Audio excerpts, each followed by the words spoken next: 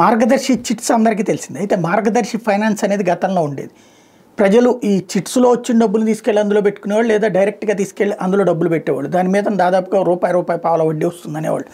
దానికోసం ఎక్కువ మంది పెట్టేవాళ్ళు. రామోజీరావు గారి మీద ఉన్నటువంటి నమ్మకం, అదే సందర్భంలో ఈనాడు సంస్థల మీద ఉన్నటువంటి నమ్మకంతో. అయితే అది అనుమతి లేని సంస్థ అంటూ అప్పట్లో రాజశేఖర రెడ్డి రైట్ చేశారు. ఎందుకంటే ఈనాడు కంటిన్యూగా రాజశేఖర రెడ్డిని వేటాడుతున్నప్పుడు ఈనాడుకు సంబంధించిన ఆర్థిక మూలాలు దెబ్బతీసే ప్రయత్నం చేస్తూ ఏమున్నాయని కనిపెడితే రిజర్వ్ బ్యాంక్ అనుమతి లేకుండా మార్గదర్శి ఫైనాన్స్ నడుస్తుందన్నటువంటి విషయం గ్రహించారు. దాని మీదన ఆయన ఓపెన్గా ప్రకటిస్తే మాది హిందూ అవిభాజ్య కుటుంబ సంస్థ కాబట్టి దీనికి అక్కర్లేదు అనుమతి అన్నారు. అయితే అదేదో నిజమైన హిందూ అవిభాజ్య సంస్థకి ఇట్లాగా అక్కర్లేదా అంటూ రాజశేఖర రెడ్డి ప్రభుత్వం ఆర్బీఐకి లేఖ రాసింది. అదే సందర్భంలో కేంద్ర ప్రభుత్వానికి కూడా లేఖ రాసింది. అప్పుడు కేంద్రంలో కాంగ్రెస్ ప్రభుత్వం ఉంది. దాంతో రిజర్వ్ బ్యాంక్ ఆఫ్ ఇండియా స్పందించి లేదు హిందూ అవిభాజ్య కుటుంబ సంస్థలకి అట్లాగా అనుమతి లేదు, ఫైనాన్స్ కంపెనీకి ఫైనాన్స్ రూల్స్ ప్రకారం పెట్టాల్సిందే అంది. దీంతో ఫైనాన్స్ కంపెనీ రూల్స్ ప్రకారం ఫైనాన్స్ కంపెనీ నడపడానికి మార్గదర్శి నిరాకరించి సాంతం ఆ సంస్థనే క్లోజ్ చేసేసి ఆయా డబ్బులు రిటర్న్ ఇచ్చేటటువంటి ప్రయత్నం చేసింది. అయితే ఆ రిటర్న్ ఇవ్వడం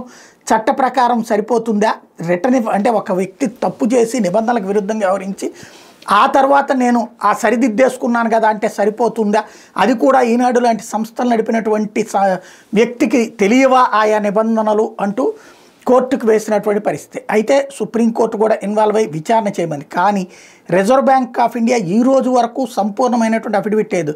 ఎందుకని యాజ్ పర్ నామ్స్ అయితే కనుక ఇట్లా నిబంధనలకు విరుద్ధంగా పెట్టిన సంస్థ మీద చర్య తీసుకోమని ఇవ్వాలి. బట్ వీళ్ళకు ఉన్నటువంటి ఇన్ఫ్లుయెన్స్తో నాడైనా నేడైనా కేంద్రంలో ఇన్ఫ్లుయెన్స్ ఉంది.